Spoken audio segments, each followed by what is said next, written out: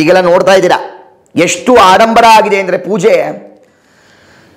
ಏನು ಮನೆಯಲ್ಲಿ ಬೀರುಲಿರ್ತಕ್ಕಂಥ ದುಡ್ಡೆಲ್ಲ ತಂದು ಫೋಟೋ ಮುಂದೆ ಇಟ್ಬಿಡ್ತಾರೆ, ಆ ಕಳಶದ ಮುಂದೆ ಇಟ್ಬಿಡ್ತಾರೆ. ಏನು ಅಯ್ಯೋ 500 ರೂಪಾಯಿ ಬಂಡ್ಲು ಏನಿರುತ್ತೆ, ನಾವು ಪೂಜೆಗಳಿಗೆ ಹೋಗ್ತೀವಲ್ಲ. ಜನ ಅನ್ಕೊಬೇಕು ಏನಪ್ಪ ಪುರೋಹಿತರಿಗೆ ಯಥೇಚ್ಛವಾಗಿ ದಕ್ಷಿಣೆನ ಕೊಡ್ತಾರೆ ಅಂತ ಜನ ಅನ್ಕೊಬೇಕು. ಅವರ ಒಂದು ತೋರಿಕೆಗೋಸ್ಕರ ಎಲ್ಲ ವಿಶೇಷ ಬಂಡ್ಲು ದುಡ್ಡಿಟ್ಟಿರ್ತಾರೆ ಸ್ನೇಹಿತರೆ. ಆ ಥರ ದಯವಿಟ್ಟು ಮಾಡಕ್ಕೆ ಹೋಗಬೇಡಿ. ನೀವು ಆ ಥರ ಮಾಡಿದ್ರ ಈ ವರ್ಷ ವರಮಹಾಲಕ್ಷ್ಮಿ ಬಹಳ ಅದ್ಭುತವಾಗಿ ಮಾಡ್ತೀರಾ, ಬರೋ ವರ್ಷ ದೃಷ್ಟಿಯಾಗಿ ಸುಮ್ಮನೆ ನಿರಾಸೆಗೆ ಒಳಗಾಗ್ತೀರಾ. ಹಾಗಾಗಿ ಯಾವತ್ತೂ ಆಡಂಬರ ಬೇಡ. ಅಮ್ಮನ ಲಕ್ಷ್ಮಿ ಅಲಂಕಾರ ಪ್ರಿಯೆ, ಹಾಗಂತ ದುಡ್ಡಿನ ಹಾರಗಳನ್ನು ಮಾಡಿ ದೇವರಿಗೆ ಹಾಕುವುದು ಬೇಡ. ತಟ್ಟೆಯ ತುಂಬ 500 ರೂಪಾಯಿ ನೋಟು, 100 ರೂಪಾಯಿ ನೋಟು ಹಾಗೂ ಯಥೇಚ್ಛವಾಗಿ ಆಭರಣಗಳನ್ನು ಹಾಕೋದು ಬೇಡ. ದೇವರಿಗೆ ಅಮ್ಮ ಯಥೇಚ್ಛವಾಗಿ ನಿಮ್ಮ ಮನೇಲಿರ್ತಕ್ಕಂಥ ಎಲ್ಲ ಒಡವೆ ತಂದು ನನಗೆ ಹಾಕಮ್ಮ ಅಂತ ಜಗನ್ಮಾತೆ ಹೇಳಿಲ್ಲ. ನೀವುಗಳು ನಿಮ್ಮ ಸ್ನೇಹ ಬಳಗಕ್ಕೆ ತೋರಿಸಿಕೊಳ್ಳುವುದಕ್ಕೆ, ನಿಮ್ಮ ಅಕ್ಕಪಕ್ಕ ಜನರುಗಳನ್ನು ಖುಷಿಪಡಿಸುವುದಕ್ಕೆ ಆಗ್ತೀರಾ. ಆ ಒಂದು ಖುಷಿಪಡಿಸೋಕ್ಕಾಗಿ ಯಾಕೆ ನೀವು ದೃಷ್ಟಿಗೊಳಗಾಗ್ತೀರಾ ಪ್ರಿಯ ವೀಕ್ಷಕರೇ. ಆದ್ದರಿಂದ ವರಮಹಾಲಕ್ಷ್ಮಿ ಹಬ್ಬವನ್ನು ಶಾಸ್ತ್ರೋಕ್ತವಾಗಿ ಮಾಡಿ ಕಳಶವನ್ನು ಇಟ್ಟು ಅದಕ್ಕೆ ಒಂದು ಸೀರೆಯನ್ನು ಉಡಿಸಿ ಮಾಂಗಲ್ಯವನ್ನು ಹಾಕಿ ಗೆಜ್ಜೆ ವಸ್ತ್ರವನ್ನು ಹಾಕಿ ವಿಶೇಷವಾಗಿ ಅಮ್ಮನಿಗೆ ಪ್ರಿಯವಾಗಿರ್ತಕ್ಕಂತಹ ಅರಿಶಿಣ, ಕುಂಕುಮ, ಗಂಧ, ಅಕ್ಷತೆ, ವಿಳ್ಳೆದೆಲೆ, ಅಡಿಕೆ, ನಾಣ್ಯ, ವಿಶೇಷವಾಗಿ ಚಿಲ್ಲರೆ ನಾಣ್ಯನ ಇಟ್ಟು ಪಂಚಫಲಗಳು, ಬಿಲ್ವ, ಅಡಿಕೆ ಇವೆಲ್ಲವನ್ನ ಜೋಡಿಸಿ ಅಮ್ಮನ ಮುಂದೆ ತೆಂಗಿನಕಾಯಿ, ನಾರಿಕೇಳವನ್ನು ಇಟ್ಟು ವಿಶೇಷವಾಗಿ ಅಮ್ಮನ ಆರಾಧನೆ ಮಾಡುವುದರಿಂದ ವಿಶೇಷ ಅನುಗ್ರಹ ಆಗ್ತಕ್ಕಂಥದ್ದು. ನೀವು ದಯವಿಟ್ಟು ಆಡಂಬರ ರೀತಿ ಮಾಡಬೇಡಿ, ಯಾವುದೇ ತೋರಿಕೆಗೆ ಬೇಡ. ಯಾಕಂದರೆ ನಾವು 4 ಜನ ತೋರಿಸಿದ್ರೆ ಏನು ಪ್ರಯೋಜನ? ಯಾವತ್ತೂ ನಮ್ಮ ಶ್ರಮಕ್ಕೆ ತಕ್ಕ ಪ್ರತಿಫಲ ವರಮಹಾಲಕ್ಷ್ಮಿ ಅಮ್ಮನವರು ಕೊಟ್ಟೇ ಕೊಡ್ತಾರೆ. ಹಾಗಾಗಿ ಎಲ್ಲರೂ ಕ್ರಮಬದ್ಧವಾಗಿ ಅಲಂಕಾರವನ್ನು ಮಾಡಿಕೊಂಡು ಅಮ್ಮನಿಗೆ ಮಲ್ಲಿಗೆ ಹಾರ, ಮಲ್ಲಿಗೆ ಹೂವು, ಕೆಂಡ ಸಂಪಿಗೆ, ವಿಶೇಷವಾಗಿ ಅಮ್ಮನಿಗೆ ಕಮಲದ ಹೂವು ಅದೊಂದು ಮಾಡಿ, ಒಂದೇ ಒಂದು ಕಮಲದ ಹೂವು ಅಮ್ಮನಿಗೆ ತಂದು ಕೊಡಿ ಸ್ನೇಹಿತರೆ. ಅಮ್ಮ ಭಾಳ ಸಂತೋಷ ಪಡ್ತಾರೆ ಸ್ನೇಹಿತರೆ. ಹಾಗಾಗಿ ಈ ಒಂದು ವರಮಹಾಲಕ್ಷ್ಮಿ ಹಬ್ಬವನ್ನು ಎಲ್ಲ ಸಿದ್ಧತೆಗಳನ್ನು ಮಾಡಿಕೊಂಡ ನಂತರ ಅಲಂಕಾರ ಆಯಿತು ಸ್ವಾಮಿಗಳೇ. ನಾವು ಅವತ್ತು ಎಣ್ಣೆಯಾಗಿ ದೀಪ ಹಚ್ಚಬೇಕಾ, ತುಪ್ಪದ ದೀಪವನ್ನು ಹಚ್ಚಬೇಕಾ ಅಂತ ನೀವು ಕೇಳ್ಬೋದು. ಪ್ರಿಯ ಭಕ್ತರೇ, ಎಲ್ಲರೂ ಸಹ ಹಸುವಿನ ಬೆಣ್ಣೆಯಿಂದ ಕಾಯಿಸಿರ್ತಕ್ಕಂತಹ ತುಪ್ಪದಿಂದ ಅಂದಿನ ದೀಪವನ್ನು ಹಚ್ಚಲೇಬೇಕು. ಯಾಕಂದರೆ ನಿತ್ಯ ಹಚ್ಚಬೇಡಿ. ಇವತ್ತಿನ ಕಾಲಮಾನಕ್ಕೆ ಇರೋರು ಹಚ್ತಾರೆ, ಇಲ್ಲದಿರೋರು ಏನು ತೊಂದರೆ ಇಲ್ಲ. ಹಾಗಾಗಿ ನೀವು ಅಂದಿನ ದಿವಸ ವರಮಹಾಲಕ್ಷ್ಮಿ ಹಬ್ಬದ ಪ್ರಯುಕ್ತ ತುಪ್ಪದ ದೀಪವನ್ನು ಹಚ್ಚುವುದರಿಂದ ಅಮ್ಮ ವಿಶೇಷವಾಗಿ ತೃಪ್ತಳಾಗ್ತಾಳೆ. ಹಾಗೂ ದೀಪ ಉರಿಯುವ ಮುಖೇನ ನಮ್ಮ ಜೀವನದ ಪ್ರಜ್ವಲ್ಯ ಬಹಳ ಚೈತನ್ಯಪೂರ್ವಕವಾಗಿ ಹೋಗುತ್ತೆ ವೀಕ್ಷಕರೇ. ಹಾಗಾಗಿ ಎಲ್ಲ ಆದ ನಂತರ ದೀಪ ಹಚ್ಕೊಂಡು ಅಲಂಕಾರ ಮಾಡಿದ ನಂತರ ಯಾವ ರೀತಿ ವ್ರತ ಶುರು ಮಾಡಬೇಕು ಸ್ವಾಮಿಗಳೇ ಅಂತ ನೀವು ಕೇಳಬಹುದು. ಪ್ರಥಮವಾಗಿ ಅರಿಶಿಣದ ಗಣಪತಿಯನ್ನು ಮಾಡಿ ಇಟ್ಕೊಳ್ಳಿ. ಮುಂದೆ ಅಲಂಕಾರ ಮಾಡಿ ಅರಿಶಿಣದ ಗಣಪತಿ ಆದರೂ ಅರಿಶಿಣದ ಗಣಪತಿ ಮಾಡ್ಕೊಳ್ಳಿ. ಇಲ್ಲ ಸ್ವಾಮಿ ಚಿಕ್ಕ ತಾಮ್ರದ ವಿಗ್ರಹನೋ ಇಲ್ಲ ಬೆಳ್ಳಿ ವಿಗ್ರಹ ಗಣಪತಿ ಇದೆ ಅಂದರೂ ಅದನ್ನು ಸಹ ಇಟ್ಕೊಳ್ಳಿ. ಜೊತೆಗೆ ಲಕ್ಷ್ಮೀ ವಿಗ್ರಹ ಇದ್ದರೆ ಅದನ್ನು ಸಹ ಇಟ್ಕೊಳ್ಳಿ. ವರಮಹಾಲಕ್ಷ್ಮಿ ಹಬ್ಬ ಆದ್ದರಿಂದ ಲಕ್ಷ್ಮೀ ವಿಗ್ರಹವನ್ನು ಅದರ ಮುಂದೆ ನೀವು ಇಟ್ಕೊಬೇಕು ಪ್ರಿಯ ಭಕ್ತರೇ. ಅವೆಲ್ಲವನ್ನು ಇಟ್ಕೊಂಡು ಪ್ರಥಮವಾಗಿ ಮಾಡಬೇಕು. ಯಾವುದೇ ಪೂಜೆ ಮಾಡಿ, ಯಾವುದೇ ವ್ರತಗಳು ಮಾಡಿ, ಮೊದಲನೇದಾಗಿ ನಾವು ಮಾಡಬೇಕಾಗಿರ್ತಕ್ಕಂಥದ್ದು ಯಾವುದು? ಗಣಪತಿ ಆರಾಧನೆ. ಯಾಕಂದರೆ ವಿಘ್ನವನ್ನು ನಿವಾರಣೆ ಮಾಡ್ತಕ್ಕಂಥವನೇ ವಿಘ್ನೇಶ್ವರ. ಹಾಗಾಗಿ ವಕ್ರತುಂಡ ಮಹಾಕಾಯ ಕೋಟಿ ಸೂರ್ಯ ಸಮಪ್ರಭಾ ನಿರ್ವಿಘ್ನಂ ಕುರ್ಮೇ ದೇವ ಸರ್ವ ಕಾರ್ಯೇಷು ಸರ್ವದಾ. ಮಹಾಗಣಪತಿಗೆ ಪ್ರಥಮವಾಗಿ ದೀಪ ಹಚ್ಕೊಂಡ ನಂತರ ಗಣಪತಿ ಕೂತ್ಕೊಂಡು ಗಣಪತಿ ಆರಾಧನೆಯನ್ನು ಮಾಡಬೇಕು. ಗಣಪತಿಗೆ ವಿಳ್ಳೆದೆಲೆ, ಅಡಿಕೆ, ಒಂದು ಬಾಳೆಹಣ್ಣು ನೈವೇದ್ಯ ಕೊಟ್ಟು ಪುಷ್ಪಗಳನ್ನು ಸಮರ್ಪಣೆ ಮಾಡಿ ಗಣಪತಿನ ಪ್ರಾರ್ಥನೆ ಮಾಡಿಕೊಂಡ ನಂತರ 2 ಗಂಧದ ಕಡ್ಡಿಯನ್ನು ಮಾಡಿ, ಗಣಪತಿಗೆ ಮಾತ್ರ ಕೆಳಗಡೆ ಗಂಧದ ಕಡ್ಡಿ ಮಾಡಿ ಒಂದು ನೈವೇದ್ಯ ಕೊಟ್ಟು ಒಂದು ಕರ್ಪೂರದ ಆರತಿಯನ್ನು ಮಾಡಬೇಕು. ನಂತರ ಗಣಪತಿ ಆರಾಧನೆ ಆದ ಮೇಲೆ ಅವರನ್ನ ಸ್ಮರಣೆ ಮಾಡಿಕೊಂಡು ಈ ಕಾರ್ಯಕ್ರಮ ವರಮಹಾಲಕ್ಷ್ಮಿ ಹಬ್ಬದ ಕಾರ್ಯಕ್ರಮ ವ್ರತ ನಿರ್ವಿಘ್ನವಾಗಿ ನಡೀಲಿ ಅಂತ ಪ್ರಾರ್ಥನೆ ಮಾಡಿಕೊಂಡು ನಂತರ ಮುಂದೆ ಮಾಡಬೇಕಾಗಿರ್ತಕ್ಕಂಥದ್ದೇ ಪುಣ್ಯಾಹ. ಏನು ಪುಣ್ಯಾಹ ಅಂದರೆ ಯಾವತ್ತು ಬಹಳ ಪ್ರಾಮುಖ್ಯತೆ ಶುದ್ಧಿ. ಆ ಸ್ಥಳವನ್ನು ನಾವು ಶುದ್ಧಿ ಮಾಡ್ಕೊಬೇಕು. ಆತ್ಮಶುದ್ಧಿ ಎಷ್ಟು ಮಹತ್ವನೋ ಅಷ್ಟೇ. ಆ ಒಂದು ಕಾರ್ಯಕ್ರಮಕ್ಕೆ ನಾವು ಗಂಗಾಜಲ, ಗೋಮೂತ್ರ, ಗೋಮಯವನ್ನು ಹಾಕಿಕೊಂಡು ಶುದ್ಧಿ ಮಾಡತಕ್ಕಂಥದ್ದು. ಪಂಚಪಾತ್ರೆ ಉದ್ಧರಣೆ ಇಟ್ಕೊಂಡು ಎಡಗೈಯಲ್ಲಿ ಪಂಚಪಾತ್ರೆ ಉದ್ಧರಣೆ ಇಟ್ಕೊಳ್ಳಿ, ಬಲಗೈಯಲ್ಲಿ ಮುಚ್ಕೊಳ್ಳಿ. ವಿಶೇಷವಾಗಿ ಗಂಗೆ ಚೇ ಯಮುನೆ ಚೈವ ಗೋದಾವರಿ ಸರಸ್ವತಿ ನರ್ಮದಾ ಸಿಂಧು ಕಾವೇರಿ ಜಲೇಸ್ಮಿನ್ ಸನ್ನಿಧಿಂ ಕುರು. ಸಪ್ತ ನದಿಗಳನ್ನು ಪ್ರಾರ್ಥನೆ ಮಾಡ್ಕೊತ ವಿಶೇಷವಾಗಿ ಪ್ರಥಮವಾಗಿ ಒಂದು ಹೂವನ್ನು ಹಾಕೊಂಡು ಒಳಗಡೆ ದೇವ ಮಂಟಪಾನ್ ಸಂಪ್ರೋಕ್ಷ್ಯ, ಮಂಟಪಕ್ಕೆ ಪ್ರೋಕ್ಷಣೆ ಮಾಡಿ.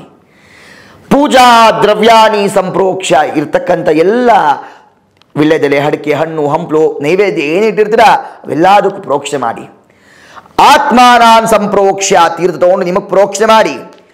ಕುಟುಂಬ ಸದಸ್ಯಾನಾಂ ಸಂಪ್ರೋಕ್ಷ್ಯ, ನಿಮ್ಮ ಕುಟುಂಬದವರೆಲ್ಲರಿಗೂ ಪ್ರೋಕ್ಷಣೆ ಮಾಡಿ. ಸದ್ಭಕ್ತ ಮಹಾಜನಾನಾಂ ಸಂಪ್ರೋಕ್ಷ್ಯ, ಸ್ನೇಹ ಬಳಗ ಬಂದಿತ್ತು ಅವ್ರಿಗೂ ಸಹ ಪ್ರೋಕ್ಷಣೆ ಮಾಡಿ. ಪುಣ್ಯ ಆದಮೇಲೆ ಸಂಕಲ್ಪವನ್ನು ಮಾಡಬೇಕು. ಏನು ಸಂಕಲ್ಪ ಅಂದರೆ, ಯಾವುದೇ ಒಂದು ಪೂಜೆ ಮಾಡಿ ಒಂದು ಮನೆ ಕಟ್ತೀರಾ, ಒಂದು ವರ್ಷದ ಮುಂಚೆ ಏನು ಮಾಡ್ತೀರಾ, ಸಂಕಲ್ಪ ಮಾಡ್ಕೊತೀರಾ. ನಾನು 2026ಕ್ಕೆ ಮನೆ ಕಟ್ಟಿಸ್ಬೇಕು ಅಂದರೆ 2025ರಲ್ಲಿ ನೀವು ಹಣವನ್ನು ಸಂಗ್ರಹ ಮಾಡ್ತಕ್ಕಂಥದ್ದು, ಇಲ್ಲ ಯಾರಿಂದ ತೊಗೊಬೇಕು, ಬ್ಯಾಂಕಲ್ಲಿ ಲೋನ್ ತೊಗೊಬೇಕಾ, ನಮ್ಮ ಸ್ನೇಹಿತರ ಹತ್ರ ಕೇಳಬೇಕಾ, ಒಡವೆ ಅಡ ಇಡಬೇಕಾ, ಇವೆಲ್ಲ ನೀವು ಯೋಚನೆ ಮಾಡ್ತೀರಾ ಅಲ್ವಾ. ದುಡ್ಡು ಇರ್ತಕ್ಕಂಥವ್ರು ಯಾವ ಥರ ವೈಭವವಾಗಿ ನಾವು ಮನೆ ಮಾಡಬೇಕು, ನಮ್ಮ ಇಂಟೀರಿಯರ್ ಯಾವ ಥರ ಬರಬೇಕು ಅಂತೆಲ್ಲ ಮಾಡ್ತೀರಾ ಅಲ್ವಾ. ಹಾಗಾಗಿ ದೇವರಿಗೂ ಮಾನವನಿಗೂ ಇರ್ತಕ್ಕಂಥ ನಂಟೆ ಸಂಕಲ್ಪ. ಆ ಒಂದು ವರಮಹಾಲಕ್ಷ್ಮಿ ಪೂಜೆ ಮಾಡಬೇಕಾದ್ರೆ ಪ್ರಥಮವಾಗಿ ಸಂಕಲ್ಪ ಮಾಡಬೇಕು. ನಿಮ್ಮ ಬಲಗೆ ಲಕ್ಷತೆಯ ಹೂವನ್ನು ಇಟ್ಕೊಂಡು ಎಡಗೆಗೆ ಹಾಕೊಂಡು ಬಲಗೆಯಲ್ಲಿ ಮುಚ್ಕೊಂಡು ಬಲ ತೊಡೆ ಮೇಲೆ ಇಟ್ಕೊಂಡು ಸಂಕಲ್ಪವನ್ನು ಮಾಡ್ಕೊಬೇಕು. ಭಗವಂತ, ಇವತ್ತಿನ ದಿವಸ ನಾವು ವರಮಹಾಲಕ್ಷ್ಮಿ ಹಬ್ಬವನ್ನು ಮಾಡ್ತಾ ಇದ್ದೇವೆ. ಈ ಒಂದು ವರಮಹಾಲಕ್ಷ್ಮಿ ಹಬ್ಬ ನಮಗೆ ಅನುಗ್ರಹವನ್ನು ಮಾಡು. ಈ ಒಂದು ವರಮಹಾಲಕ್ಷ್ಮಿ ಹಬ್ಬ ನಮಗೆ ವಿಶೇಷವಾಗಿರ್ತಕ್ಕಂಥ ಅನುಗ್ರಹವನ್ನು ಮಾಡೋ ಒಂದು ಸಂಕಲ್ಪವನ್ನು ಮಾಡ್ಕೊಳ್ಳಿ. ಸಂಕಲ್ಪದ ಮಂತ್ರ ವಿಶೇಷವಾಗಿ ಬಹಳ ಸುಲಭವಾಗಬೇಕು ನಿಮಗೆ. ಸಂಕಲ್ಪ ಅಂದರೆ ನಾನು 15 ನಿಮಿಷ ಮಾಡಿಸ್ತೀನಿ, ಪೌರೋಹಿತ್ಯಕ್ಕೆ ಹೋದಾಗ 15 ನಿಮಿಷ ಆಗುತ್ತೆ ನನ್ನ ಸಂಕಲ್ಪ. ಹಾಗಾಗಿ ನಿಮಗೆ ಭಾಳ ಅಚ್ಚುಕಟ್ಟಾಗಿ ಮನೇಲಿ ಸರಳವಾಗಿ ನೀವು ಹೇಳ್ಕೊಬೇಕು ಭಕ್ತಾದಿಗಳು. ಆದ್ದರಿಂದ ಒಂದು ಸರಳವಾಗಿರ್ತಕ್ಕಂಥ ಸಂಕಲ್ಪ ಮಂತ್ರವನ್ನು ಹೇಳ್ಕೊಡ್ತೀನಿ. ಅಸ್ಯ ಯಜಮಾನಸ್ಯ ಗೋತ್ರೋದ್ಭವಸ್ಯ ಅಂತ ಅಂದ್ಕೊಂಡು ನಿಮ್ಮ ಮನೆಯಲ್ಲಿ ಶಿವ ಆಗಿರ್ಬೋದು, ವಿಷ್ಣು ಆಗಿರ್ಬೋದು, ಋಷಿಗಳ ಗೋತ್ರಗಳಾಗಿರ್ಬೋದು, ನಿಮ್ಮ ಗೋತ್ರವನ್ನು ಹೇಳ್ಕೊಂಡು, ಈಗ ನನ್ನ ಹೆಸರೇನೋ ರಾಘವೇಂದ್ರ, ರಾಘವೇಂದ್ರ ನಾಮಧೇಸ್ಯ, ನನ್ನ ನಕ್ಷತ್ರ ರಾಶಿಯನ್ನು ನಾನು ಹೇಳ್ಕೊಂಡು, ಹೆಣ್ಮಕ್ಳದಿತ್ತ ಧರ್ಮಪತ್ನಿ, ನಿಮ್ಮ ಒಂದು ಮನೆಯಲ್ಲಿ ಹೆಣ್ಮಕ್ಳು ಹೇಳಬೇಕಾ, ನಾಮಧೇಸ್ಯ ಹೇಳಬಾರ್ದು, ಹೆಸರು ಹೇಳ್ಬಿಟ್ಟು ನಾಮ್ ನ್ಯಾಹ ಅನ್ಬೇಕು. ಎಲ್ಲವನ್ನು ಹೇಳ್ಕೊಂಡು ಸಂಕಲ್ಪ ಸಹ ಕುಟುಂಬಾನ ಕ್ಷೇಮ ಸ್ಥೈರ್ಯ ಧೈರ್ಯ ವೀರ್ಯ ವಿಜಯ ಅಭಯ ಆಯುರಾರೋಗ್ಯ ಐಶ್ವರ್ಯಾಭಿವೃದ್ಧಿರಸ್ತು ಸಂಪೂರ್ಣ ವರಮಹಾಲಕ್ಷ್ಮಿ ಕೃಪಾ ಕಟಾಕ್ಷಿದ್ಧಿರಸ್ತು ಧನ ಕನಕ ವಸ್ತು ವಾಹನ ಅನುಗ್ರಹ ಪ್ರಾಪ್ತಿರಸ್ತು. ಈ ವರ್ಷ ವರಮಹಾಲಕ್ಷ್ಮಿ ಪೂರ್ಣ ಫಲ ಮಮ ಪ್ರಾಪ್ತಿರಸ್ತು, ಮಮ ಕುಟುಂಬ ಪ್ರಾಪ್ತಿ ಅಂತ ಸಂಕಲ್ಪವನ್ನು ಮಾಡಿಕೊಂಡು ಆನಂತರ ಮಾಡಬೇಕಾಗಿರ್ತಕ್ಕಂಥದ್ದೇನೋ ಪಂಚಾಮೃತ ಅಭಿಷೇಕ. ಲಕ್ಷ್ಮಿ ಬೇಕಾಗಿರ್ತಕ್ಕಂಥದ್ದೇನೋ ಅಭಿಷೇಕ. ಲಕ್ಷ್ಮಿ ವಿಗ್ರಹ ಇಟ್ಕೊಂಡಿರ್ತೀರ, ಸ್ವಾಮಿ ಇಲ್ಲ ಸ್ವಾಮಿ ತಲೆ ಕೆಡಿಸ್ಕೊಂಬೇಡಿ, ಕಲಶಕ್ಕೆ ಪ್ರೋಕ್ಷಣೆ ಮಾಡಿ. ಎಲ್ಲ ಪಂಚಾಮೃತ ಮಿಕ್ಸ್ ಮಾಡ್ಕೊಂಡು ಕಲಶಕ್ಕೆ ಪ್ರೋಕ್ಷಣೆ ಮಾಡಿ. ಇಲ್ಲ ಸ್ವಾಮಿ ವಿಗ್ರಹ ಇದೆ ಅನ್ನೋರು ನಾನು ಹೇಳೋ ನಿಟ್ಟಿನಲ್ಲಿ ಮಾಡಿ. ಆ ಒಂದು ವಿಗ್ರಹಕ್ಕೆ ಪಂಚಾಮೃತ ಹಾಲು, ಮೊಸರು, ತುಪ್ಪ, ಜೇನುತುಪ್ಪ, ಸಕ್ಕರೆ, ಬಾಳೆಹಣ್ಣು ರಸಾಯನ ಹಾಕಬೇಕು. ಶಾಸ್ತ್ರ ಏನು ಹೇಳೋದು ಗೊತ್ತಾ, ಗೋಡಂಬಿ ದ್ರಾಕ್ಷಿನೂ ಹಾಕ್ಬೇಡಂತೆ. ಪಂಚ ಅಮೃತಗಳು ಈ 5 ಸಹ ಪಂಚಾಮೃತ. ಹಾಗಾಗಿ ಹಾಲು, ಮೊಸರು, ತುಪ್ಪ, ಜೇನುತುಪ್ಪ, ಸಕ್ಕರೆ, ಬಾಳೆಹಣ್ಣು ಹಾಕಿ ಏನೋ ಬಾಯಿ ರುಚಿಗೆ ಗೋಡಂಬಿ, ದ್ರಾಕ್ಷಿ, ಕಲ್ಸಕ್ಕರೆಗಳನ್ನು ಹಾಕ್ಕೊಂಡು ಒಂದು ಗಂಧದ ಕಡ್ಡಿ, ಒಂದು ಮಂಗಳಾರತಿ ಮಾಡಬೇಕು. ಆನಂತರ ವಿಶೇಷವಾಗಿರ್ತದೆ ಅಮ್ಮನಿಗೆ ಸ್ನಾನ ಮಾಡಿಸ್ಬೇಕು. ಏನು ಸ್ನಾನ, ಅಮ್ಮನಿಗೇನು ಲಕ್ಷ್ಮೀ ಪ್ರಿಯ, ಹರಿಶಿನ ಸ್ನಾನ, ಕುಂಕುಮ ಸ್ನಾನ, ಗಂಧ ಸ್ನಾನ, ಅಕ್ಷತೆ ಸ್ನಾನ ಮಾಡಿಸಿ ಲಕ್ಷ್ಮಿಗೆ ಭಾಳ ಅಮ್ಮ ತೃಪ್ತಿಗಳಾಗ್ತಾಳೆ, ಭಾಳ ಸಂತೋಷ ಪಡ್ತಾಳೆ. ಕಮಲ ಹೂವದಿಂದ ಅಭಿಷೇಕ ಮಾಡಿ, ಅಭಿಷೇಕ ಎಲ್ಲ ಆಯಿತು ಸ್ವಾಮಿ, ಆ ತೀರ್ಥ ಪ್ರೋಕ್ಷಣೆ ಮಾಡ್ಕೊಳ್ಳಿ. ಶಾಂತಿರಸ್ತು ಪುಷ್ಟಿರಸ್ತು ತುಷ್ಟಿರಸ್ತು ಆಯುಷ್ಯಮಸ್ತು ಆರೋಗ್ಯಮಸ್ತು ಅಭಿಘ್ನಮಸ್ತು ಅಂತ ಪ್ರೋಕ್ಷಣೆಯನ್ನು ಮಾಡ್ಕೊಳ್ಳಿ. ಪ್ರೋಕ್ಷಣೆ ಆಯಿತಾ, ನೆಕ್ಸ್ಟು ಏನು ಮಾಡಬೇಕು, ಪ್ರೋಕ್ಷಣೆ ಆದ ನಂತರ ಮಾಡಬೇಕಾಗಿರ್ತಕ್ಕಂಥದ್ದೇ ನಿಮ್ಮ ಮನೆ ಗಂಡ ದೇವರು ಮನೆ ಹೆಂಡದೇವರನ್ನ ಪ್ರಾರ್ಥನೆ ಮಾಡಿಕೊಂಡು ಆನಂತರ ಕೈಯಲ್ಲಿ ಪುನಃ ಅಕ್ಷತೆ ಹೂವನ್ನು ಇಟ್ಕೊಂಡು ಮಹಾಲಕ್ಷ್ಮಿಯವನ್ನ ಪ್ರಾಣ ಪ್ರತಿಷ್ಠಾಪನೆ ಮಾಡಬೇಕು. ಯಾಕೆ ಇಲ್ಲ, ಸುಮ್ಮನೆ ಅಲಂಕಾರ ಮಾಡ್ತಾರೆ, ಗಂಧದ ಕಡ್ಡಿ ಮಾಡ್ತಾರೆ, ಕರ್ಪೂರ ಮಾಡ್ತಾರೆ, ಕಾಯಿ ಹೊಡಿತಾರೆ. ಅಮ್ಮ ಸಂಕಲ್ಪ ಮಾಡಿದಾಗ ಅಮ್ಮನಿಗೆ ಗೊತ್ತಾಗತ್ತೆ ವರಮಹಾಲಕ್ಷ್ಮಿಗೆ, ಓಹೋ ಇವ್ರ ಮನೆಯಲ್ಲಿ ನನ್ನನ್ನು ಆರಾಧನೆ ಮಾಡ್ತಾ ಇದ್ದಾರೆ, ನಾನು ಅವರ ಮನೆಗೆ ಹೋಗುವುದಕ್ಕೆ ಅಮ್ಮ ಸಿದ್ಧಳಾಗ್ತಾರೆ. ಹಾಗಾಗಿ ನೀವೇನು ಮಾಡ್ತೀರಾ, ಅಲಂಕಾರ ಆಯಿತು, ಗಣಪತಿ ಪೂಜೆ ಆಯಿತು, ಡೈರೆಕ್ಟ್ ಮಂಗಳಾರತಿ ಮಾಡಿಬಿಡ್ತೀರಾ. ಇವೆಲ್ಲ ಪೂಜೆ ಕ್ರಮಗಳೇ ಅಲ್ಲ.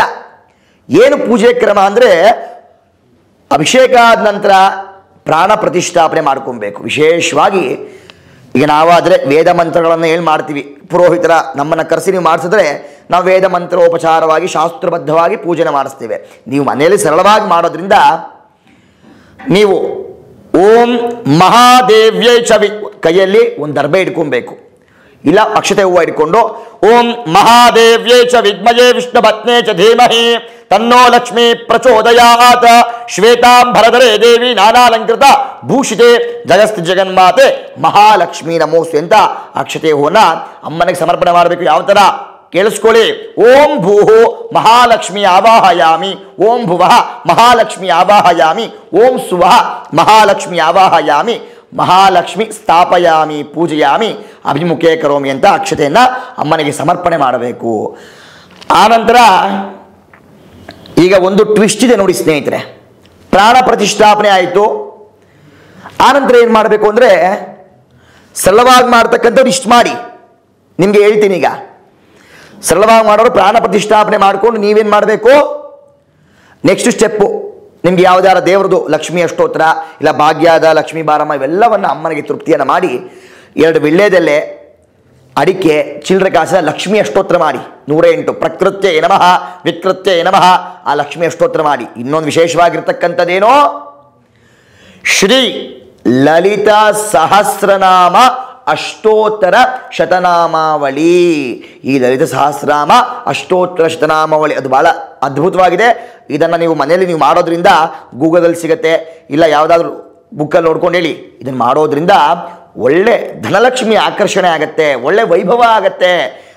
ಆದರೆ ಮಂತ್ರವನ್ನು ಹೇಳಬೇಕಾದ್ರೆ ಮುಂಚಿತವಾಗಿ ಅದನ್ನು ಅಭ್ಯಾಸವನ್ನು ಮಾಡಿ ಗುರುಗಳ ಮುಖೇನೋ, ಯಾಕಂದರೆ ಮಂತ್ರಲೋಪ ಆಗಬಾರ್ದು. ಮಂತ್ರಲೋಪ ತಂತ್ರಲೋಪ ಆದರೆ ಏನು ಪ್ರಯೋಜನ ಇಲ್ಲ. ಹಾಗಾಗಿ ಒಂದು ಲೈನ್ ಹೇಳ್ತೀನಿ ನಿಮ್ಗೆ ಗೊತ್ತಾಗೋದಕ್ಕೋಸ್ಕರ, ಓಂ ರಜತಾಚಲ ಶೃಂಗಾಂಗರ ಮಧ್ಯಸ್ಥಾಯೇ ನಮೋ ನಮಃ ಅಂತ ಒಂದು ಲೈನ್ ಹೇಳಿದೆ. ಇನ್ನು ಮಿಕ್ಕಿದ ನೀವು ಅದನ್ನು ಹುಡ್ಕೊಂಡು 108 ಅಷ್ಟೋತ್ರ ಹೇಳಬೇಕು. ಆ ನಂತರ 108 ಅಷ್ಟೋತ್ರ ಆಯಿತು. ಅಮ್ಮನಿಗೆ ವಿಳ್ಯದೆಲೆ ಅಡಿಕೆ, ನೀವೇನು ಪಂಚಫಲ ಇಲ್ಲ 5 ಥರ ಅನ್ನಗಳು ಮಾಡ್ತಾರೆ ಕೆಲವರು.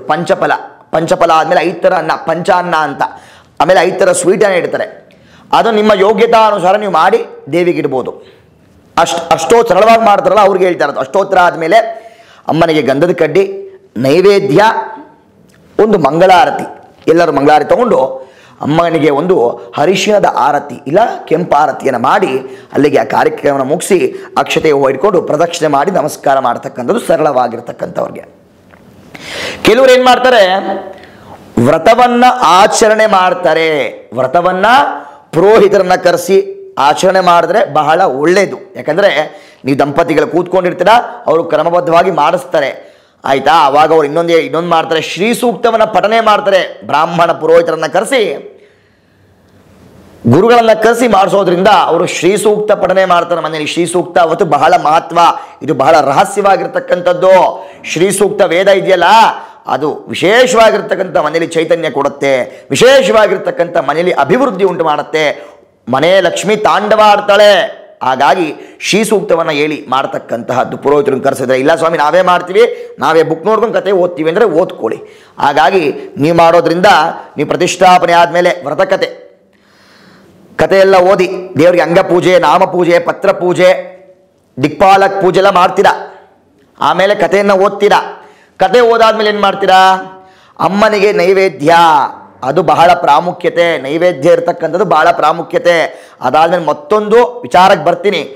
ನೈವೇದ್ಯ ಏನು, ವಿಶೇಷವಾಗಿ ಅಮ್ಮನವರಿಗೆ ಬೇಕಾಗಿರ್ತಕ್ಕಂಥ ನೈವೇದ್ಯ 5 ಥರ ಪಂಚಫಲಗಳು, ತೆಂಗಿನಕಾಯಿ ನೈವೇದ್ಯ. ವರಮಹಾಲಕ್ಷ್ಮಿ ಬೇಕಾಗಿರೋದು ಇದೊಂದು ಪಂಚಾನ್ನ ಅಂತ. ಏನು ಸ್ವಾಮಿ ಪಂಚ ಅನ್ನಗಳು ಅಂದರೆ ಪುಳಿಯೋಗರೆ ಮಾಡ್ಬೋದು, ಚಿತ್ರಾನ್ನ ನೈವೇದ್ಯ ಮಾಡ್ಬೋದು. ಅಮ್ಮನಿಗೆ ಶಾಲಿಯನ್ನು ಮಾಡ್ತೀವಿ, ಶಾಲಿಯನ್ನು ಭಾಳ ಇಷ್ಟ, ಬೆಲ್ಲದನ್ನ ಮಾಡ್ಬೋದು. ಹಾಗಾಗಿ ಪೊಂಗಲ್ ಮಾಡ್ಬೋದು. ಇವೆಲ್ಲ ಮಡಿಯಿಂದ ಮಾಡಬೇಕು. ಸುಮ್ಮನೆ ನೀವು ಮಡಿಯಿಲ್ಲದೆ ಮಾಡೋಕ್ಕಾಗಲ್ಲ. ಪಂಚ ಅನ್ನಗಳನ್ನು ನೈವೇದ್ಯ ಮಾಡಿದ್ರೆ ಅಮ್ಮ ಸಮೃದ್ಧಳಾಗ್ತಾಳೆ. ಇದು ಶಾಸ್ತ್ರೋಕ್ತವಾಗಿ ಮಾಡೋರಿಗೆ ಹೇಳ್ತಾ ಇರೋದು ನಾನು.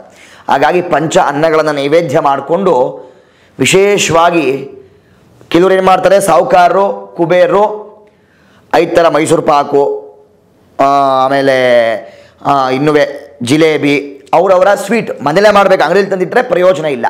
5 ಥರ ಸ್ವೀಟನ್ನು ದೇವರಿಗಿಟ್ಟು ನೈವೇದ್ಯ ಮಾಡಿ ಪೂಜೆನ ಮಾಡ್ತಾರೆ. ನೀವೇನು ಬೇಕಾದರೂ ಮಾಡಿ, 5 ಥರ ಸ್ವೀಟ್ ತನ್ನಿ, ಪಂಚನೆಲ್ಲ ಮಾಡಲೇಬೇಕು. ಅವೆಲ್ಲ ಮಾಡೋಕ್ಕಾಗದೇ ಇದ್ದವರು ಒಂದು ಮಾತ್ರ ಮಾಡಲೇಬೇಕು ವೀಕ್ಷಕರೇ, ನಿಂಬೆಹಣ್ಣಿನ ಪಾನಕ. ನಿಂಬೆಹಣ್ಣು ಬಹಳ ಪ್ರಯೋಜನ. ಏನೇ ದೃಷ್ಟಿ ಆಯಿತಾ, ಕೆಲವೊಂದು ಟಿಪ್ಸ್ ಇದೆ ನಮ್ಮ ಹತ್ರ, ಆ ಟಿಪ್ಸ್ ಕೊಡ್ತೀವಿ. ಹಾಗಾಗಿ ನಿಂಬೆಹಣ್ಣು ಮುಖಾಂತರ ಮನೇಲೇ ಮಾಡ್ಕೋಬೋದು ನೀವು. ಅಂದು ಇದು ವರಮಹಾಲಕ್ಷ್ಮಿ ವಿಚಾರ ಆದರೆ ಅದು ಬೇಡ. ಒಂದು ನಿಂಬೆಹಣ್ಣು ಪಾನಕ ಮಾಡಿ ಅಮ್ಮನಿಗೆ ನೈವೇದ್ಯ ಮಾಡಿ. ಅಮ್ಮನಿಗೆ ಕಡಲೆಬೇಳೆ ಕೋಸಂಬರಿ ಭಾಳ ಇಷ್ಟ. ಅಮ್ಮನಿಗೆ ಕಡಲೆಬೇಳೆ ಕೋಸಂಬರಿ ಮಾಡಿ ದೇವಿಗೆ ನೈವೇದ್ಯವನ್ನು ಕೊಡಿ. ಆ ನೈವೇದ್ಯ ಆಯಿತು. ನೈವೇದ್ಯದ ಒಂದು ಭಾಗ ಆದರೆ ದೋರಾಗ್ರಂಥಿ ಅಂತೀವಿ, ಏನೋ ದಾರ. ಹೆಣ್ಮಕ್ಳಿಗೊಂದು ಖುಷಿ. ಹೆಣ್ಣುಮಕ್ಳು ಎಷ್ಟು ಖುಷಿ ಅಂದರೆ ಅರಿಶಿಣದ ದಾರವನ್ನು ಮಾಡ್ಕೊಬೇಕು. ಎಷ್ಟು ಎಳೆ ಸ್ವಾಮಿ ಅಂತ ಎಲ್ಲ ಕಡೆ ಪ್ರಶ್ನೆ. ಸುಮಾರು ಜನ ಫೋನ್ಗಳು ಬಂದು ನನಗೆ, ಎಷ್ಟು ಎಳೆ ಸ್ವಾಮಿ ಅಂತ. ನವಶಕ್ತಿಗಳು 9 ಎಳೆ ದಾರವನ್ನು ನೀವು ಸಿದ್ಧಪಡಿಸ್ಕೊಬೇಕು. ಆ 9 ಎಳೆ ದಾರದಲ್ಲಿ 12 ಗಂಟನ್ನು ಹಾಕೊಬೇಕು ವೀಕ್ಷಕರೇ. ಏನು 12 ಗಂಟಿನ ಒಂದು ಶಕ್ತಿ ಅಂದರೆ 12 ಗಂಟು ಹಾಕಿಕೊಳ್ಳುವುದರಿಂದ 1 ವರ್ಷಕ್ಕೆ 12 ತಿಂಗಳು. ಹಾಗಾಗಿ ಆ ಜಗನ್ಮಾತೆಯ ದಿಗ್ಬಂಧನ ಆಗಿರ್ತಕ್ಕಂಥ ದಾರ ಅದು ಹಾಕೊಳ್ಳೋದ್ರೆ ಮನೆ ದಿಗ್ಬಂಧನ ಆಗತ್ತೆ.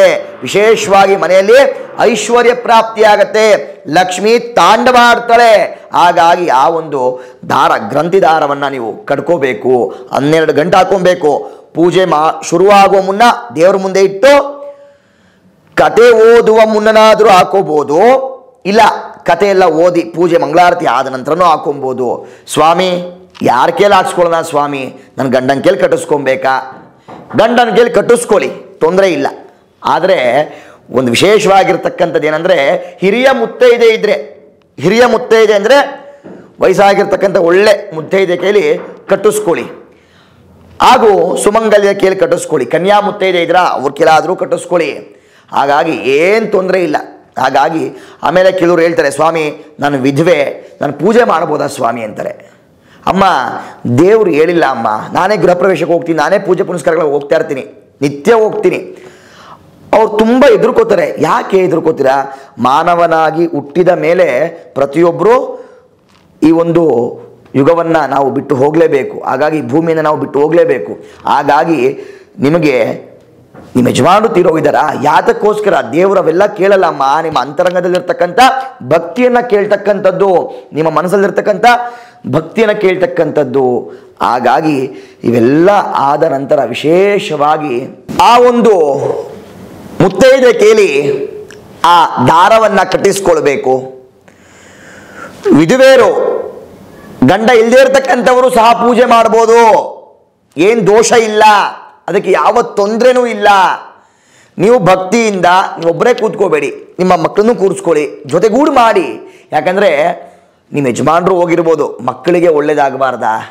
ಮಕ್ಕಳು ಅಭಿವೃದ್ಧಿ ಆಗಬಾರ್ದಾ? ಯಾಕೆ ನೀವು ಈ ಥರ ಈಗಿನ ಒಂದು ತುಂಬ ಆಲೋಚನೆ ಮಾಡಿ ನಿಮಗೆ ನೀವೇ ಕೊರಗ್ತೀರಾ? ಏನು ದೋಷ ಇಲ್ಲ. ಹಾಗಾಗಿ ದಾರನು, ಆ ಒಂದು ದೋರಾಗ್ರಂಥಿ ದಾರ ಕಟ್ಟುವುದು ಬಹಳ ವೈಶಿಷ್ಟ್ಯ ಇರತಕ್ಕಂಥದ್ದು ಈ ಒಂದು ವರಮಹಾಲಕ್ಷ್ಮಿಯಲ್ಲಿ. ಇನ್ನೊಂದು ವ್ರತ ಆಯಿತು, ದಾರವನ್ನು ಕೊಟ್ಕೊಂಡ್ವಿ ಸ್ವಾಮಿ. ಇನ್ನು ನಮಗೆ ಹೆಚ್ಚಿನ ಒಂದು ಲಕ್ಷ್ಮಿಯ ಅನುಗ್ರಹ ಆಗಬೇಕು. ಯಾವ ರೀತಿ ಅಂತೀರಾ? ಮುಂದೆ ಹೇಳ್ತೀನಿ. ವ್ರತ ಓದಿ ದಾರ ಎಲ್ಲ ಕಟ್ಟಿಸ್ಕೊಂಡ ಮೇಲೆ ವಿಶೇಷವಾಗಿ ನೈವೇದ್ಯವೆಲ್ಲವೂ ಮಾಡಿ ಮಹಾಮಂಗಳಾರತಿ ಮಾಡಿ, ಹಾಗೂ ಅಮ್ಮನಿಗೆ ಆಗಲೇ ಹೇಳಿದಾಗೆ ಕದಲಾರತಿಯನ್ನು ಮಾಡಿ ಅಮ್ಮನ ಅನುಗ್ರಹಕ್ಕೆ ಪಾತ್ರರಾಗಿ ಒಂದು ಅಮ್ಮನ ಹಾಡುಗಳನ್ನು ಹೇಳಿ, ಬಹಳ ವೈಭವದಿಂದ ಹಾಡುಗಳನ್ನು ಹೇಳಿ, ಹಾಗೂ ಅಲಂಕಾರ ಮಾಡಬೇಕಾದ್ರೆ ಆಗಲೇ ಹೇಳಿದೆ, ಹಿತಾನುಕೂಲ ಅಲಂಕಾರವನ್ನು ಮಾಡಿ, ಆಡಂಬರಗಳನ್ನು ಮಾಡಬೇಡಿ. ಸಾಧಾರಣ ಕಳಶವನ್ನು ಇಟ್ಟು, ಸೀರೆಯನ್ನು ಉಡಿಸಿ, ತಾಳಿ ಇಟ್ಟು, ಗೆಜ್ಜೆ ವಸ್ತ್ರ ಹಾಕಿ, ಮುಖವಾಡಗಳನ್ನು ಇಟ್ಟು ಕ್ರಮಬದ್ಧವಾಗಿ ಮಾಡಿ ತುಂಬ ಆಡಂಬರದಿಂದ ಲಕ್ಷ್ಮಿಯನ್ನು ನೀವು ಹಬ್ಬವನ್ನು ಆಚರಣೆ, ವರಮಹಾಲಕ್ಷ್ಮಿ ಹಬ್ಬವನ್ನು ಆಚರಣೆ ಮಾಡಬೇಡಿ. ನಾನು ಆಗಲೇ ಹೇಳಿದೆ, ಇನ್ನು ವೈಶಿಷ್ಟ್ಯವಾಗಿರ್ತಕ್ಕಂಥ ಧನ ಪ್ರಾಪ್ತಿಯಾಗಬೇಕು ಈ ಒಂದು ವರಮಹಾಲಕ್ಷ್ಮಿಯಲ್ಲಿ ನಾವು ಏನು ಮಾಡಬೇಕು ಸ್ವಾಮಿ ಅಂತ ನೀವು ಕೇಳ್ಬೋದು. ಸನಾತನ ಹಿಂದೂ ಧರ್ಮದಲ್ಲಿ ಬಂದಿರತಕ್ಕಂತಹ ಗೋಪೂಜೆ, ನಾವು ವರಮಹಾಲಕ್ಷ್ಮಿ ಹಬ್ಬದ ದಿನ ಗೋಪೂಜೆ ಮಾಡುವುದರಿಂದ ವಿಶೇಷವಾಗಿರ್ತಕ್ಕಂಥ ಧನಲಕ್ಷ್ಮಿ ಅನುಗ್ರಹ ಆಗತ್ತೆ. ಆ ಲಕ್ಷ್ಮಿ ನಮ್ಮ ಮನೆಯಲ್ಲೇ ತಾಂಡವ ಆಡ್ತಾಳೆ, ಮನೆಯಲ್ಲಿ ವಿಶೇಷವಾಗಿರ್ತಕ್ಕಂಥ ಅನುಗ್ರಹವನ್ನು ಉಂಟು ಮಾಡ್ತಾಳೆ. ಯಾವ ರೀತಿ ಪೂಜೆ ಮಾಡಬೇಕು? ಬೆಳಗ್ಗೆ ನೀವು ಪೂಜೆ ಪ್ರಾರಂಭ ಮಾಡುವ ಮುನ್ನ, ಇಲ್ಲ ಸಂಜೆ ಪೂಜೆ ಪ್ರಾರಂಭ ಮಾಡುವ ಮುನ್ನ ಗೋಪೂಜೆ, ಮನೆಗೆ ಒಂದು ಗೋ ಹಸುಕರುವನ್ನು ಕರೆಸಿ ಅದಕ್ಕೆ ಪಾದವನ್ನು ತೊಳೆದು, 4 ಪಾದಗಳನ್ನು ತೊಳೆದು, ಮುಂದೆ ಹಣೆ, ಮಧ್ಯದ ಬೆನ್ನು ಹಾಗೂ ಹಿಂದೆ ವಿಶೇಷವಾಗಿ ಬಾಲವನ್ನು ತೊಳೆದು ಅಮ್ಮನಿಗೆ, ಗೋಮಾತೆಗೆ ಅರಿಶಿನ, ಕುಂಕುಮ ಹಾಗೂ ಪಂಚೇಶಲ್ಯ ಮರಿಬೇಡಿ, ವಸ್ತ್ರದಾನ ಮಾಡಬೇಕವತ್ತು.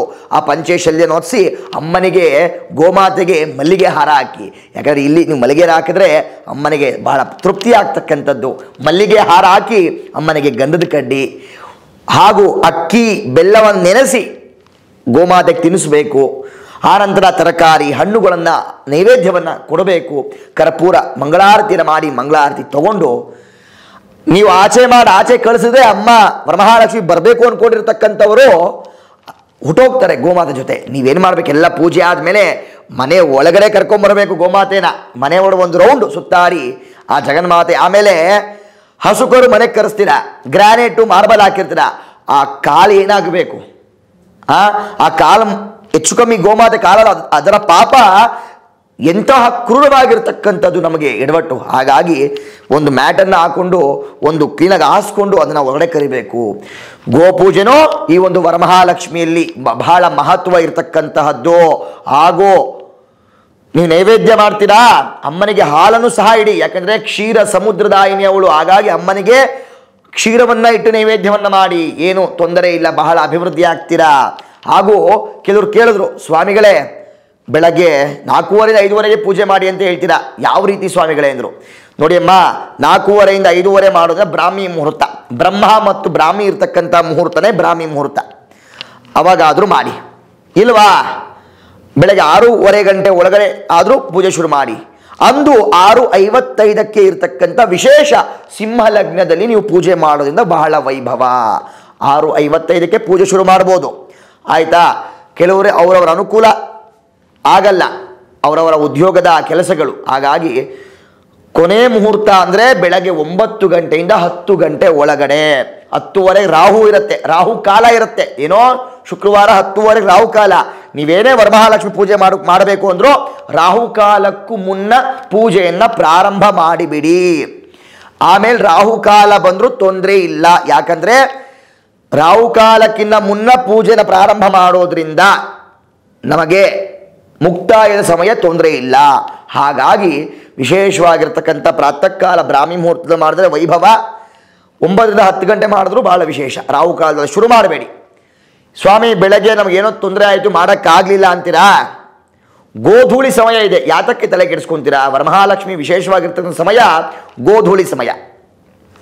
ಈ ಒಂದು ಗೋಧೂಳಿ ಸಮಯ ಸಂಜೆ 7ರಿಂದ 8 ಮಾಡಬೇಡಿ, ರಾತ್ರೋ ಸಮಯ ಆಗೋಯ್ತು, ಅಮ್ಮ ಬರಲ್ಲ, ಮುನ್ಸ್ಕೊಂತಾರೆ. ಸಂಜೆ 4:30ರಿಂದ 6:30 ಒಳಗಡೆ ಸಲ್ಲುವ ವಿಶೇಷವಾಗಿರ್ತಕ್ಕಂಥ ಗೋಧೂಳಿ ಮುಹೂರ್ತದಲ್ಲಿ ಬೆಳಗ್ಗೆ ಏನು ಪೂಜೆ ನಾನು ಅಷ್ಟೊತ್ತಿಗೆ ಹೇಳಿದೆ ಅದನ್ನು ಸಂಜೆ ಮಾಡಬಹುದು. ಹಾಗಾಗಿ ಸಂಜೆ ಮಾಡಿ ಅಮ್ಮನವರ ಅನುಗ್ರಹಕ್ಕೆ ಪಾತ್ರರಾಗಬಹುದು.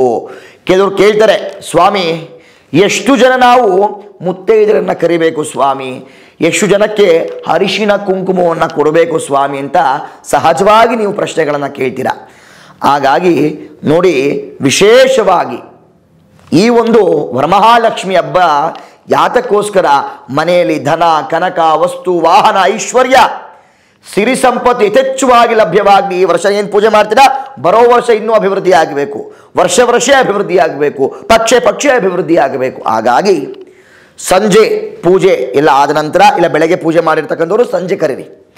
ಸಂಜೆ 6 ಗಂಟೆ ನಂತರ 9 ಜನ ಮುತ್ತೈದೆಯರನ್ನು ಕರೀರಿ, ಸುಮಂಗಲ್ಯರನ್ನು ಕರೀರಿ, ಕನ್ಯಾ ಮುತ್ತೈದೆಯನ್ನು ಕರೀರಿ. ಮನೆಗೆ 9 ಜನಗಳನ್ನು ಪೂರ್ವಕ್ಕೆ ನಿಲ್ಲಿಸ್ಕೊಂಡು ಗಂಡ ಹೆಂಡತಿ ಇಬ್ರು ಪಾದ ಪೂಜೆಯನ್ನು ಮಾಡಿ 9 ಜನಕ್ಕೆ ಪಾದ ಪೂಜೆ ಮಾಡಬೇಕು. ಕಾಲಿಗೆ ನೀರು ಹಾಕಿ ತೊಳೆದು ಕಾಲಿಗೆ ಅರಿಶಿಣ ಕುಂಕುಮ ಸ್ವಲ್ಪ ಹೂವನ್ನು ಇಟ್ಟು ಅವರ ಗಲ್ಲಕ್ಕೆ ಹೆಣ್ಮಗಳು ಮನೆಯ ಯಜಮಾನರು ಮಹಿಳೆ ಗಲ್ಲಕ್ಕೆ ಅರಿಶಿಣವನ್ನು ಹಚ್ಚಿ ಕುಂಕುಮವನ್ನು ಇಡಬೇಕು. ಯಾರೋ ಮನೆಯ ಸುಮಂಗಲಿ ಈ ಒಂದು ಕೆಲಸವನ್ನು ಮಾಡಬೇಕು. ಪಾದ ತೊಳೆದು ಒಂದು ಸ್ವಲ್ಪ ಮಲ್ಲಿಗೆ ಹೂವು ಕೊಟ್ಟು ಆ ನಂತರ ವಿಶೇಷವಾಗಿ ಅವರಿಗೆ ಅರಿಶಿಣ ಎಲ್ಲ ಕುಂಕುಮ ಎಲ್ಲ ಕೊಟ್ಟು ತಾಂಬೂಲ ಅವರಿಗೆ ಏನು ಕೊಡುವುದು ಸ್ವಾಮಿ ಅಂತ ನೀವು ಕೇಳ್ಬೋದು. ನೋಡಿ, ಬಂದಿರ್ತಕ್ಕಂಥವ್ರಿಗೆ ವಿಳ್ಳೆದೆಲೆ, ಅಡಿಕೆ, ನಾಣ್ಯ, ಒಂದೊಂದು ಹಣ್ಣು, ಒಂದೊಂದು ತೆಂಗಿನಕಾಯಿ, ರವಿಕೆ ಕಣ ಸರ್ವೇ ಸಾಮಾನ್ಯ ಕೊಡಲೇಬೇಕು. ಒಂದು ರವಿಕೆ ಕಣ, ಒಂದು ವಿಳ್ಳೆದೆಲೆ, ಅಡಿಕೆ, ನಾಣ್ಯ, ಹಣ್ಣು, ಅರ್ಶಿನ ಕುಂಕುಮ, ಬಳೆ ಬಿಚ್ಚಲೆ ಕೊಡಲೇಬೇಕು. ಸ್ವಾಮಿ ಭಗವಂತ ನನಗೆಲ್ಲ ಕೊಟ್ಟಿದ್ದಾನೆ ಸ್ವಾಮಿ, ನಾನು ಸಮೃದ್ಧಿಯಾಗಿ ಕೊಡ್ತೀನಿ ಅನ್ನೋರು ಇದ್ದಾರೆ. ಹಾಗಾಗಿ ನೀವೇನು ಮಾಡಬೇಕು, ವಿಳ್ಳೆದೆಲೆ, ಅಡಿಕೆ, ಚಿಲ್ಲರೆ, ನಾಣ್ಯ ಇಲ್ಲ ನೋಟು, ನಿಮ್ಮ ಹಿತಾಶಕ್ತಿ 100, 500, 1000 ನಿಮ್ಮ ಹಿತಾಶಕ್ತಿ ನೋಟ್ ಇಟ್ಟು, ಅರಿಶಿನ ಕುಂಕುಮ ಗೌರಿ ಸಾಮನ್ನ ಇಟ್ಟು, ಬಿಚ್ಚಾಲೆಲ್ಲ ಇಟ್ಟು, ಸೀರೆ ಆದರೂ ಕೊಡ್ಬೋದು, ಇಲ್ಲ ಮರದ ಬಾಗಿಣವನ್ನು ಕೊಟ್ಟರೆ ಮತ್ತಷ್ಟು ವೈಭವ, ಮತ್ತಷ್ಟು ಅಭಿವೃದ್ಧಿ ಆಗ್ತಕ್ಕಂಥದ್ದು. ಹಾಗಾಗಿ ಈ ಒಂದು ವರಮಹಾಲಕ್ಷ್ಮಿ ದಿವಸ ಇವೆಲ್ಲವೂ ಬಹಳ ಶಾಸ್ತ್ರೋಕ್ತವಾಗಿ ಆಚರಣೆ ಮಾಡಬೇಕು. ನನಗೆ ಈಗಾಗಲೇ ನಮ್ಮ ಸಂಸ್ಥೆಯ ದೂರವಾಣಿಗೆ ಫೋನ್ ಮಾಡಿದ್ರು, ನನ್ನ ದೂರವಾಣಿಗೆ ಫೋನ್ ಮಾಡಿದ್ರು, ಗುರುಗಳೇ ಶುಕ್ರವಾರ ಹಬ್ಬ ಬಂದಿದೆ, ಶನಿವಾರ ಹುಣ್ಣಿಮೆ ರಕ್ಷಾಬಂಧನ ಬಂದಿದೆ ಗುರುಗಳೇ, ನಾವು ಕಳಶ ಯಾವಾಗ ವಿಸರ್ಜನೆ ಮಾಡಬೇಕು? ಹಾಗಾಗಿ ಕಳಶವನ್ನು ನೀವು ಶುಕ್ರವಾರ ವಿಸರ್ಜನೆ ಮಾಡಬೇಡಿ, ಶನಿವಾರ ಹುಣ್ಣಿಮೆ ಇರೋದ್ರಿಂದ ಅಂದೂ ಸಹ ಮಾಡಬೇಡಿ. ಭಾನುವಾರ ಸ್ನಾನಾದಿಗಳನ್ನು ಮಾಡಿಕೊಂಡು ಶುದ್ಧದಿಂದ ಈ ರೀತಿ ಕೈಯನ್ನು ಹಿಡ್ಕೊಂಡು ಕಳಶವನ್ನು ಅಲ್ಲಾಡಿಸಿ. ಕಳಶದ ಮಂತ್ರ ಇದೆ, ವಿಸರ್ಜನೆ ಮಾಡೋ ಮಂತ್ರ ನಿಮಗೆ ಕಷ್ಟ ಆಗ್ಬೋದು, ಆದರೂ ಹೇಳ್ತೇನೆ. ಓಂ ಯಜ್ಞೇನ ಯಜ್ಞಮಯ ಜಂತ ದೇವಾ ಸ್ಥಾನಿ ಧರ್ಮಾನಿ ಪ್ರಥಮಾನ್ಯಾಸನ್ ತೇಹನಾಕಂ ಮಹಿಮಾನಸ್ಸ ಚಂತ ಯತ್ರ ಪೂರ್ವೇ ಸಾಧ್ಯ ಸಂತಿ ದೇವ ಅಂತ ವಿಸರ್ಜನೆ ಮಾಡಿ ತೆಂಗಿನಕಾಯಿನ ತೆಗೆದು ಆ ತೆಂಗಿನಕಾಯಿನ ನೀವು ಸಿಹಿ ತಿಂಡಿಯನ್ನು ಮಾಡ್ಕೊಬೇಕು. ಮಾವಿನ ಸೊಪ್ಪನ್ನು ಹರಿಯೋ ನೀರಿಗೋ ಇಲ್ಲ ಗಿಡದ ಕೆಳಗಡೆ ಹಾಕಬೇಕು. ಆಮೇಲೆ ಆ ತೀರ್ಥ ಬಹಳ ಮಹತ್ವ ಇದೆ ನೋಡಿ, ತೀರ್ಥ ಬಹಳ ಮಹತ್ವ ಇರತಕ್ಕಂಥದ್ದು, ವಿಶೇಷವಾಗಿ ವರಮಹಾಲಕ್ಷ್ಮಿ ತೀರ್ಥ. ಆ ಒಂದು ತೀರ್ಥವನ್ನು ಬಿಸಾಕಬೇಡಿ, ಆಚೆ ಚೆಲ್ಲಬೇಡಿ. ನಾನು ಕಣ್ಣಾರೆ ನೋಡಿದ್ದೀನಿ, ಅದಕ್ಕೆ ಹೇಳ್ತಾ ಇದ್ದೀನಿ. ಆ ತೀರ್ಥವನ್ನು ನಿಮ್ಮ ಮನೆಗೆಲ್ಲ ಪ್ರೋಕ್ಷಣೆ ಮಾಡ್ಕೊಳ್ಳಿ. ನಾಳೆ ಮರುದಿವಸ ಬೆಳಗ್ಗೆ ಸ್ನಾನ ಮಾಡಬೇಕಾದ್ರೆ ಬಕೀಟ್ ಒಳಗಡೆ ಒಂದೊಂದು ಲೋಟ ಹಾಕೊಂಡು ಎಲ್ಲರೂ ಕುಟುಂಬದವ್ರು ಸ್ನಾನ ಮಾಡಿ ತೀರ್ಥದ ರೂಪದಲ್ಲಿ ಸ್ವೀಕಾರವನ್ನು ಮಾಡಿ.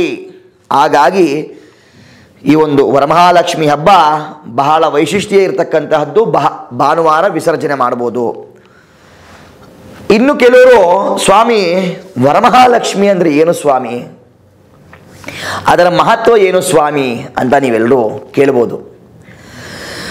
ನೋಡಿ, ಈ ವರಮಹಾಲಕ್ಷ್ಮಿ ವ್ರತವನ್ನು ಕೊಟ್ಟಿದ್ದೇ ಸಾಕ್ಷಾತ್ ಪರಮೇಶ್ವರ,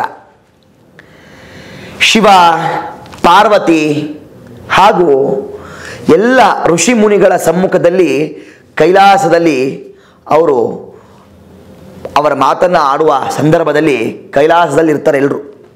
ಶಿವನ ಸ್ಥಳ ಕೈಲಾಸ, ಋಷಿ ಮುನಿಗಳು ಹಾಗೂ ಶಿವನ ಶಿಷ್ಯರು ಎಲ್ಲರೂ ಸಹ ಕೈಲಾಸದಲ್ಲಿ ಈ ಒಂದು ಮಾತು ಬರುತ್ತೆ. ಏನಂತ, ಹಿಂಗೆ ಅಂದಿನ ನೃತ್ಯ ಕಾರ್ಯಕ್ರಮ ಎಲ್ಲವೂ ನಡೀತಾ ಇರುತ್ತೆ ಎಲ್ಲ ಋಷಿ ಮುನಿಗಳ ಒಂದು ಸಮ್ಮುಖದಲ್ಲಿ.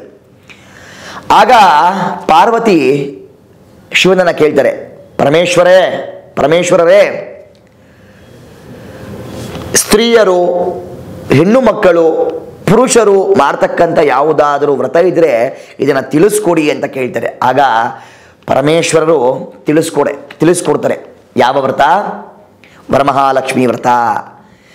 ಏ ಪಾರ್ವತಿ, ವರಮಹಾಲಕ್ಷ್ಮಿ ಎಂಬುವ ವ್ರತ ಇದೆ. ಇದು ಲೋಕ ಅನುಗ್ರಹಕ್ಕೆ ಮಾಡ್ತಕ್ಕಂತಹ ವ್ರತ.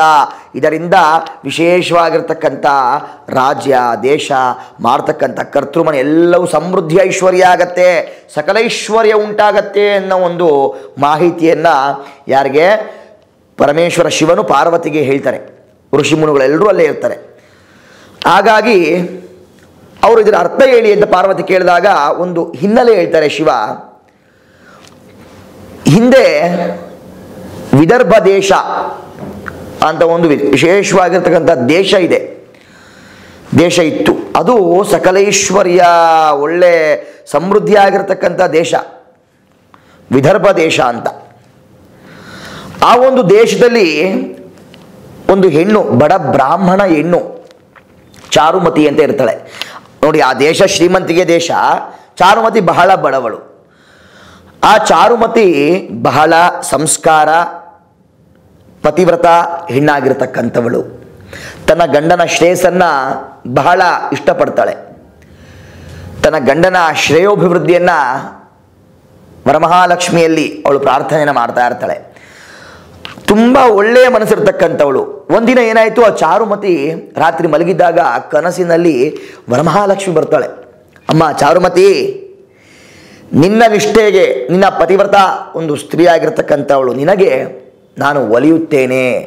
ನಿನ್ನ ಮುಖಾಂತರ ಲೋಕಕ್ಕೆ ನಾನು ವರಮಹಾಲಕ್ಷ್ಮಿ ಹಬ್ಬವನ್ನ ವ್ರತವನ್ನು ಪ್ರಚಾರ ಮಾಡ್ತೇನೆ ಅಂತ, ನಿನಗೆ ನಾನು ವಿಶೇಷವಾಗಿರ್ತಕ್ಕಂಥ ಐಶ್ವರ್ಯ ಎಲ್ಲವನ್ನ ಸಮೃದ್ಧಿಯಾಗಿ ಕೊಡ್ತೇನೆ, ನಿನ್ನ ಜೀವನ ಸಂತೋಷಭರಿತವಾಗಿರ್ತಕ್ಕಂಥದ್ದು ಅಂತ ವರಮಹಾಲಕ್ಷ್ಮಿಯಮ್ಮ ಚಾರುಮತಿಗೆ ಹೇಳ್ತಾಳೆ. ಆಗ ಬೆಳಗ್ಗೆ ಎದ್ದು ಕೂಡಲೇ ಚಾರುಮತಿ ಕುಟುಂಬದ ಸದಸ್ಯರೊಂದಿಗೆ, ನನಗೆ ರಾತ್ರಿ ಸ್ವಪ್ನದಲ್ಲಿ ವರಮಹಾಲಕ್ಷ್ಮಿ ಅಮ್ಮ ಬಂದು ಇದನ್ನು ನನಗೆ ವರಮಹಾಲಕ್ಷ್ಮಿ ಹಬ್ಬ ಮಾಡು, ವರಮಹಾಲಕ್ಷ್ಮಿ ಅಂತ ಆಚರಣೆ ಮಾಡು ಅಂತ ಹೇಳಿದ್ದಾಳೆ ಅಂತ ಎಲ್ಲ ಸದಸ್ಯರ ಮುಂದೆ, ಮನೆಯ ಕುಟುಂಬದ ಸದಸ್ಯರ ಮುಂದೆ ಹೇಳ್ತಾಳೆ.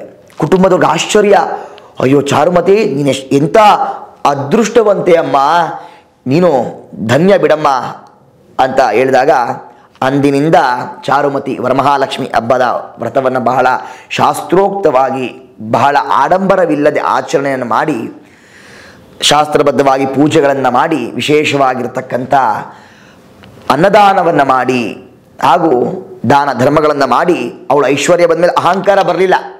ಯಾಕಂದರೆ ಭಗವಂತ ಕೊಟ್ಟು ನೋಡ್ತಾನೆ, ಕಿತ್ಕೊಂಡು ನೋಡ್ತಾನೆ. ಹಾಗಾಗಿ ನಾವೇನು ಮಾಡಬೇಕು, ಎಷ್ಟು ಐಶ್ವರ್ಯ ಬಂತ ಈ ಒಂದು ವರಮಹಾಲಕ್ಷ್ಮಿ ಟೈಮಲ್ಲಿ ನಮಗೆ ಚೆನ್ನಾಗಿ ನಾವು ತಗ್ಗಿ ಬಗ್ಗಿ ನಡಿಬೇಕು. ಹಾಗಾಗಿ ಆ ಒಂದು ಚಾರುಮತಿ ಮುಂದೆ ಅದೇ ರೀತಿ ವಿಶೇಷವಾಗಿರ್ತಕ್ಕಂಥ ಒಂದು ಸಂಸ್ಕಾರ, ಪತಿವ್ರತ ಸ್ತ್ರೀ ಎಲ್ಲವನ್ನೂ ಅವಳು ರೂಢೀಕರಣ ಮಾಡಿಕೊಂಡು ಹೋದ್ಲು. ಅಂತ್ಯಕಾಲ ಚಾರುಮತಿ ವಿಷ್ಣು ಲೋಕವನ್ನು ಸೇರಿದ್ಲು. ಹಾಗಾಗಿ ಮಹಾಲಕ್ಷ್ಮಿ ಹಬ್ಬ ಈ ಒಂದು ವ್ರತದಲ್ಲಿ ಚಾರುಮತಿ ಕಥೆಯಲ್ಲಿ ಬಂದಿರತಕ್ಕಂಥದ್ದು ಪ್ರಿಯ ಸುದ್ದಿಮನೆ ವೀಕ್ಷಕರೇ. ಹಾಗಾಗಿ ಈ ಒಂದು ಸತಿ ಹಬ್ಬ ವರಮಹಾಲಕ್ಷ್ಮಿ ಹಬ್ಬ ನಿಮ್ಮೆಲ್ಲರಿಗೂ ವಿಶೇಷವಾಗಿರ್ತಕ್ಕಂಥ ಆರೋಗ್ಯ, ದೀರ್ಘವಾಗಿರತಕ್ಕಂಥ ಆಯಸ್ಸು, ಸುಖ, ಶಾಂತಿ, ನೆಮ್ಮದಿ ಎಲ್ಲವನ್ನು ಕೊಟ್ಟು, ಯಾರಿಗೆ ಕಲ್ಯಾಣ ಆಗಿಲ್ಲ ಅವರಿಗೆ ಕಲ್ಯಾಣ ಆಗಲಿ, ಯಾರಿಗೆ ಸಂತಾನ ಆಗಿಲ್ಲ ಭಗವಂತನ ಕೃಪಾಶೀರ್ವಾದ ಸಂತಾನವೂ ಆಗಲಿ, ಮನೆಯಲ್ಲಿ ಕಾಂಚನ ಯಥೇಚ್ಛವಾಗಿ ಲಭ್ಯವಾಗಲಿ, ನೀವು ಸಂಸ್ಕಾರದಿಂದ ಇರಿ, ಎಲ್ಲವೂ ಅಭಿವೃದ್ಧಿಯಾಗತ್ತೆ. ಎಲ್ಲರೂ ಸನಾತನ ಹಿಂದೂ ಧರ್ಮವನ್ನು ಪಾಲನೆ ಮಾಡಿ ಹಾಗೂ ನಮ್ಮ ಸಂಪ್ರದಾಯಗಳನ್ನ ಆಚರಣೆ ವಿಚಾರಣೆಗಳನ್ನು ಮಾಡ್ಕೊಂಡು ಹೋಗಿ. ಯಾಕಂದರೆ ವರಮಹಾಲಕ್ಷ್ಮಿ ಶ್ರೀಮಂತಿಗೆ ಒಂದು ವರ ಕೊಡ್ತಕ್ಕಂಥದ್ದು, ಬಡವರಿಗೆ ಒಂದು ವರ ಕೊಡ್ತಕ್ಕಂಥದ್ದಲ್ಲ. ಯಾರೋ ಮನೋ ಇಚ್ಛೆಯಿಂದ ಪ್ರಾರ್ಥನೆ ಮಾಡ್ತಾಳೆ. ಏನೋ ವರಮಹಾಲಕ್ಷ್ಮಿ ಅಮ್ಮನವರು ಶ್ರೀಮಂತರಿಗೆ ಒಂದು ವರ, ಬಡವರಿಗೆ ಒಂದು ವರ ಕೊಡಲ್ಲ. ಅಮ್ಮ ಕೊಡ್ತಕ್ಕಂತಹದ್ದು ನಿಮ್ಮ ಆತ್ಮದಲ್ಲಿ ಇರ್ತಕ್ಕಂಥ ಒಂದು ವಿಶೇಷವಾಗಿರ್ತಕ್ಕಂಥ ಶಕ್ತಿ, ನಿಮ್ಮ ಒಳ್ಳೆಯತನ, ನೀವು ಯಾವ ರೀತಿ ಲೋಕಕ್ಕೆ ಒಳ್ಳೇದು ಮಾಡ್ತೀರಾ, ಕುಟುಂಬವನ್ನು ಯಾವ ರೀತಿ ಸಂರಕ್ಷಣೆ ಮಾಡ್ತೀರಾ, ಹೆಣ್ಣು ಮಕ್ಕಳನ್ನು ಕಣ್ಣಲ್ಲಿ ನೀರು ಹಾಕಿಸ್ಬೇಡಿ. ಹಾಗಾಗಿ ಇವೆಲ್ಲವನ್ನು ಹಳದು ತೂಗಿ ಅಮ್ಮ ವರವನ್ನು ಕೊಡ್ತಾಳೆ. ಹಾಗಾಗಿ ಎಲ್ಲರೂ ನಿಮ್ಮ ಅನುಕೂಲಾಸಾರ ಈ ಹಬ್ಬವನ್ನು ಬಹಳ ಆಡಂಬರವಿಲ್ಲದೆ ಶಾಸ್ತ್ರೋಕ್ತವಾಗಿ ಮಾಡಿ ಅಂತ ನಾನು ಹೇಳ್ತಾ, ನನ್ನ ಆರಾಧ್ಯ ದೈವ ಕಾಶಿ ವಿಶ್ವನಾಥನನ್ನು ಈ ಸಂದರ್ಭದಲ್ಲಿ ನೆನೆಯುತ್ತಾ, ಸುದ್ದಿ ಮನೆಯ ಎಲ್ಲ ವೀಕ್ಷಕ ಬಾಂಧವರಿಗೂ, ನಾಡಿನ ಎಲ್ಲ ಕನ್ನಡಿಗರಿಗೂ ವಿಶೇಷವಾಗಿರ್ತಕ್ಕಂಥ ಮತ್ತೊಮ್ಮೆ ವರಮಹಾಲಕ್ಷ್ಮಿ ಹಬ್ಬದ ಶುಭಾಶಯಗಳನ್ನು ತಿಳಿಸ್ತಾ, ಎಲ್ಲರಿಗೂ ಒಳ್ಳೆಯದಾಗಲಿ. ಸರ್ವೇ ಜನ ಸುಖಿನೋ ಭವಂತು, ಲೋಕ ಸಮಸ್ತ ಸುಖಿನೋ ಭವಂತು. ಎಲ್ಲರಿಗೂ ಒಳ್ಳೆಯದಾಗಲಿ, ಶುಭಮಸ್ತು. ಯಾ ದೇವಿ ಸರ್ವಭೂತೇಷು ಶಕ್ತಿರೂಪೇಣ ಸಂಸ್ಥಿತ. ನಮಸ್ತಸ್ಯೈ ನಮಸ್ತಸ್ಯೈ ನಮಸ್ತಸ್ಯೈ ನಮೋ ನಮಃ.